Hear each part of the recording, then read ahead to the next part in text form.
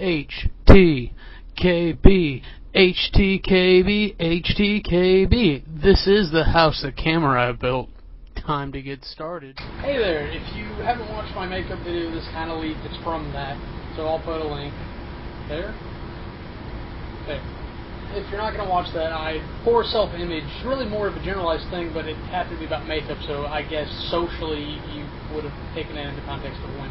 It leads into an interesting point, the ridiculous double standard there is against women. Even to as far as aesthetics, women are typically expected to look better, typically expected to be more pleasing to the eye, have a responsibility to look a certain way, because they're often not thought of as equal to men. I'm not going to say just men's perspective. From us as a culture altogether. Women often don't perceive other women to be people. They often portray the cultural stereotype of women being an extension of property.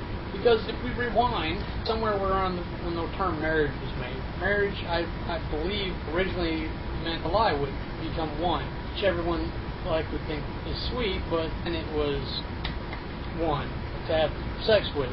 Because women were only thought valuable as a virgin, otherwise they were a whore. I think that stemmed with something along the lines of men wanting them to be the only man that they ever knew, so they would never know that they were missing out on something better. Essentially how it worked back in the day. Men were the only people and women were an extension of them, so you could buy into another family by selling your daughter to one of their sons, and then they would get married once they had consummated the marriage, which is where that comes from. She would belong to him, and that would be his source, and that's generally why polygamy is thought of as one man sleeping with several women.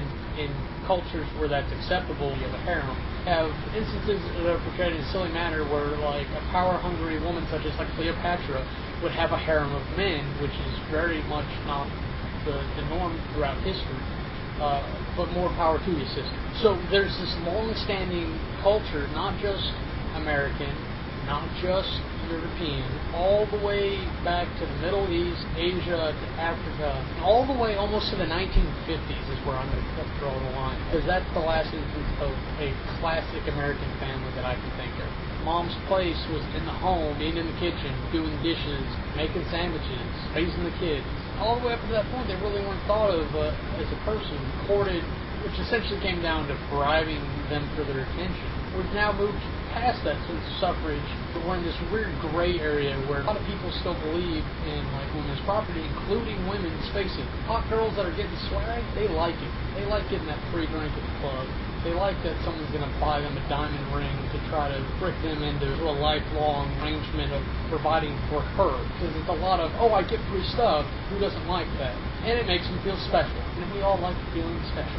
Moving on. The other side of that coin is that we're in this world where we're all about people's rights. We need to think of people as individual people. And when we see a man or woman walk into a room, immediately our biologicals go, oh, yummy piece of candy. We're supposed to nix that away and treat them as an individual, as a person, gender neutral, soldier first, if you think Army. Even then, it's really a double standard there as well, which is fine because, lest we forget, women shoot out babies. It's a biological difference. We're in this weird gray double standard. And it's so weird, so different. The rules have changed in the past 60 years. It was one way or the other. I think it'd be a lot easier to deal with because the dating world, if you think about it, is very strange because it's not like, oh, hey, I like you, I would like to spend time with you. It's, oh, hey, you caught my attention, let me spend money on you so that you'll hang around. Which, if that's the social convention, that's the social convention. But that doesn't meet with the new criteria of, hey, I like you as a person, let's meet up and be equals, and we'll go share a meal here. Personally, if I invite you somewhere, I'm happy to pay. If I'm you want to go in on a meal together, that would be more of a vocal connotation that we're splitting the bill. But we're just in this weird place, and so as a man, men are stereotypically less attractive than females. I get that. So as a man, you may or may not be socially, economically viable for a woman because I can or can't provide everything that she could possibly want or she wants. The other edge, too, is you find a strong, independent woman who doesn't want those things. It doesn't land in the middle. It lands on the opposite extreme, like you're either expected to be a house husband or she doesn't want you to do crap for her. which can be demotivating because people say relationships are give and take. I think there are give and take components to both sides, and I think the best relationship is when you have give instead of give and take, because takers are people who are demanding, and givers are people who are there to support the other person. Pretty simple concept.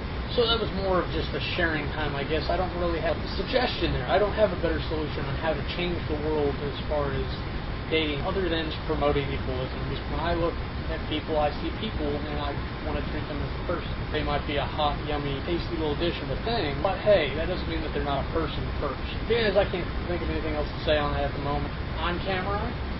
Have a nice day.